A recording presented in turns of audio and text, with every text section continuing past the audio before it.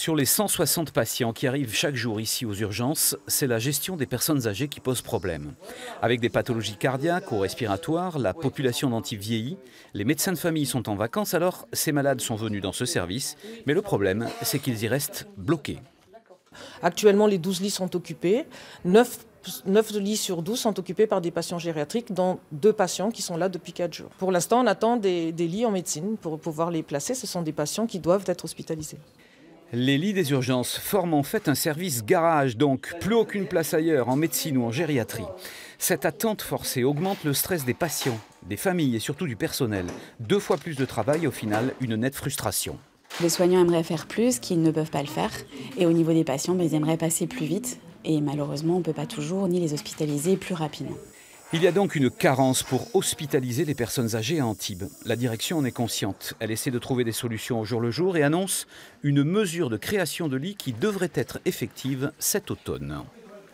Ce sont 12 lits supplémentaires avec un effectif supplémentaire, un corps médical supplémentaire. Donc des embauches ? Bien sûr, qui sont en cours. Le traitement des pathologies pour les malades de 80 ou 90 ans est devenu un vrai secteur à part entière en hospitalisation qui manque manifestement de place et de structure. Le phénomène d'Antibes est vécu aussi dans d'autres hôpitaux de la région.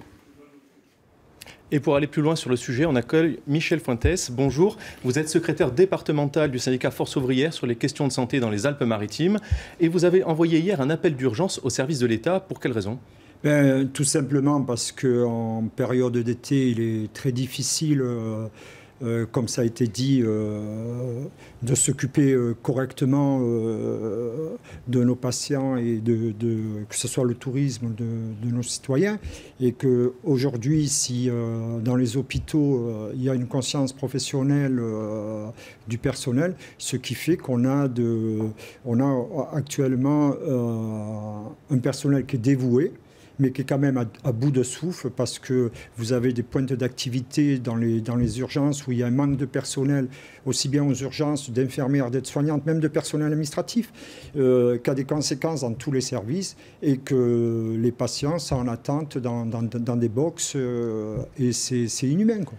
Ce n'est pas le premier appel que vous lancez. Est-ce que vous avez le sentiment d'être entendu ? Non, pas encore. On a interpellé le directeur de l'agence régionale, on a interpellé le ministère.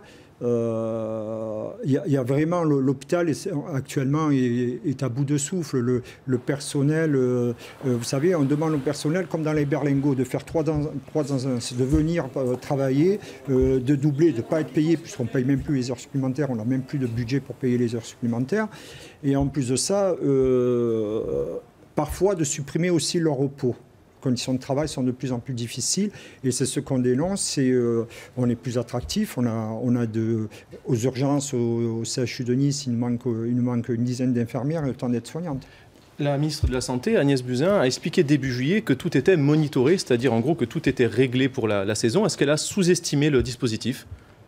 Bien sûr, vous savez, les urgences, rien, je veux dire, on n'a pas une boule de cristal. Hein, je veux dire, voilà.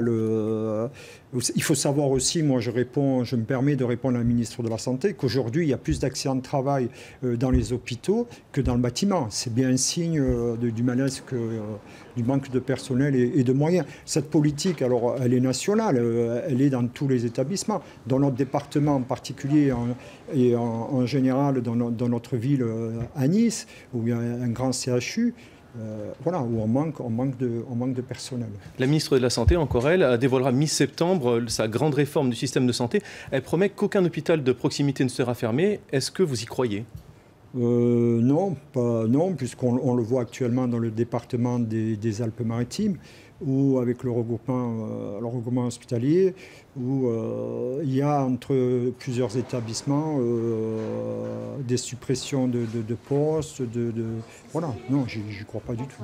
Merci Michel Fuentes d'avoir répondu à nos questions.